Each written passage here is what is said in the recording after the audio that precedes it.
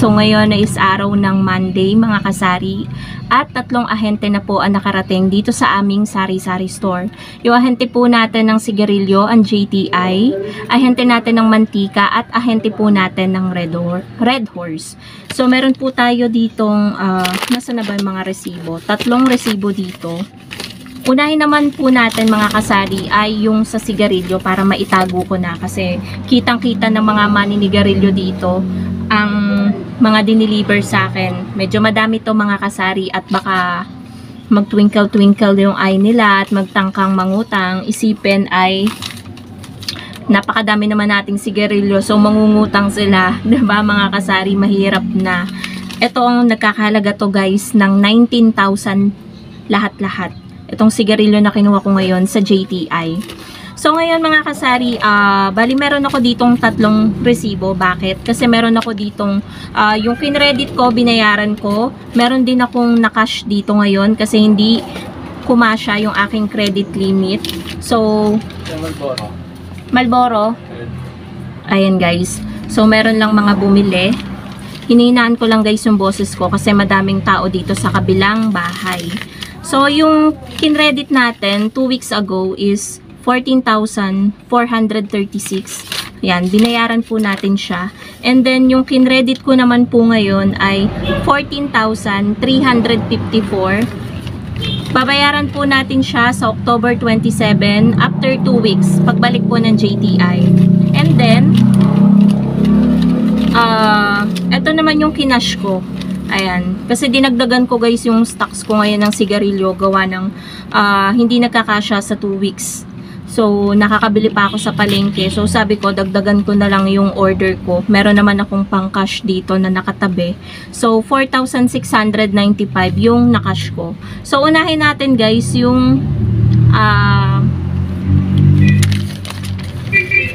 hindi kasi nakasulat dito kung ano yung mga item na nakash ko, kung anong sigarilyo, basta total na lang. So, eto guys. Bali, kumuha tayo ng 8 rim. 8 rim at 4 na kaha ng Camel na pula. Which is eto guys, etong dilaw. Ito yung 8.4 yung kinuha ko, ito yung 4. So, meron tayong 8 rim. So, ito guys yung 8 rim. Isa, dalawa, medyo madami ito eh. 3, 4, 5, 6, 7, 8. Diba guys, napakarami ng Camel kasi isa talaga yan or ito talaga yung nangunguna na sigarilyo dito sa aking tindahan. Nakakahalaga ang isang rim nito ng 1,260. So wala pang update, nagtanong ako sa ahente ko kung magtataas na ang GTI pero may hinahinala na rin sila pero wala pang date mga kasari. Mabibigla na lang talaga tayo na magtataas na to pero alam naman po natin na sa ahente po ay may alokasyon. Yun po yung tinatawag na kunwari nagtaas na pero ibibigay pa rin sa'yo ng old price. Kumbaga pagbalik nila dun palang tataas yung presyo. So, nagkakalaga po ito ng 10,584 yung 8.4. Ano ba yan? Daming langaw. Taglangaw yata ngayon. Parang nag-harvest. So, meron kasi guys dito na manukan. Ganun. So, marbles. Ayan, kumuha tayo guys sa marbles. Mismo na. 22 lang mismo. Ilan? Isa lang. Ayan guys. Sa marbles ay kumuha po tayo mga kasari. Itong puti ng 2 rim. Nakakalaga po ang isang rim po nito ng 1,450. Bali 145 pesos po ang isang kaha. So, binibenta ko po siya ng 160. So, ibig sabihin 15 lang po yung tubo natin sa isang kaha. Sa ano naman po, ayan nakalimutan kong sabihin, yung 35. So meron lang mga kasaring bumili. Parang medyo lumiwanag. So saan na nga ba tayo? Bentahan ko ng Camel is 140, 126 ang puhunan ng isang kaha. So 14 lang po yung tinutubo natin sa isang kaha. At sa isang stick, ang tinutubo lang po natin ay 0.7 sentimo lang mga kasari. Kaya mahirap pong magpautang ng sigarilyo. Ayan, 2 rim ng marbles na green. Tapos, mga kasari, kumuha din ako ng 2 rim ng Camel Menthol. Yan. Medyo bibilisan ko na dahil medyo madami tayong ipapakita ngayon na mga in-order natin sa ahente. 1,260 din po. Ganun din po katulad ng sa Camel ang bentahan natin. Yun din po ang puhunan nito kada isang rim, 1,260. Tapos, ito naman ang good news mga kasari dahil may pa-promo ulit, may pa-free ulit ang JTI sa Mighty. Kapag bumili ka ng 7, may free ka na isa. So, ang ginawa ko guys is 3. Kumuha ko ng 2.1. Yan.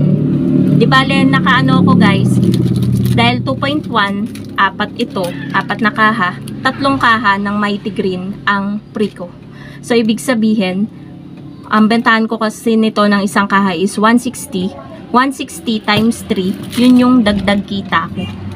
160 times 3, meron akong 480 pesos. Diba guys? Napakalaking tulong. Kaya, lagi tayo magtatanong sa ahente natin kung ano yung pa-promo or pa-previous nila kada punta nila sa inyo. Kasi, bibigyan naman kayo ng ahente. Basta magtanong lang kayo guys.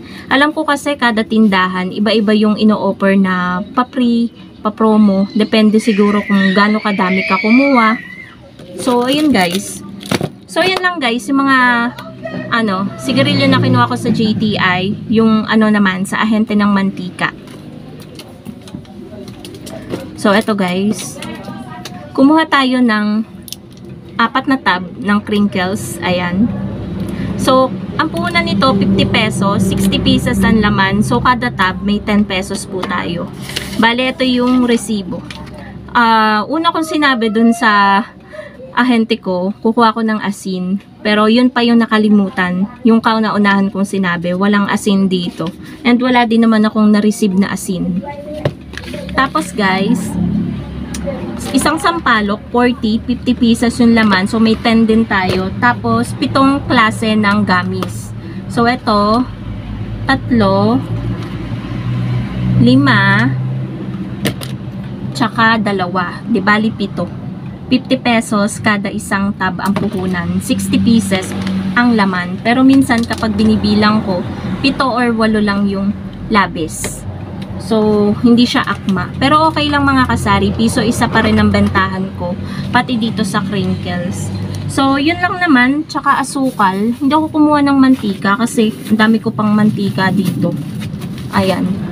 Eto guys, may isang mali pa dito. Dahil 2 kilong wash lang ang aking kinuha. Tapos kako, 1 kilong pula. Pero lahat ng binigay sa akin is wash. Pero may nakalagay dito na pula. Buti na lang same price. Kaya walang naging problema. 1 kilong pula ang nakasulat. Ayan, yung pinakauna. Tapos 2 kilong wash. Pares namang 73 pesos ang puhunan per kilo. Kaya okay lang kahit wala dito yung pula. Bawi na lang ako next week pagbalik nila. Di ko kasi masyadong na-check kasi sobrang busy ko. And then, kumuha din pala ko mga kasari sa kanila. Ang puhunan sa kanila ng Copico Brown is 135. Okay naman sa all right. Kasi 16 naman yung bentahan natin ng Copico, ng kape. So, 944 yung total ng pinagbayaran ko dito. So, ngayon guys, punta naman tayo sa likod kasi nandun yung in-order ko na Red Horse. Okay guys, ito yung Red Horse, 3 case na ating kinuha sa ating ahente ngayong Monday. So, ang puhunan po nitong isang case ng litro, yung malaki po ay 626. Binebenta po natin siya ng 125 ang isa. Tapos, kumuha po tayo ng 2 maliit, yung 500 ml. Binebenta ko po siya ng 65 pesos kada isang bottle. Bali, ang puhunan po niya sa isang case is 614. Bali, yung total ng pinagbayaran ko po dyan mga kasari sa ating ahente is 1,854 pesos. So, ayun ang ating mga tuta.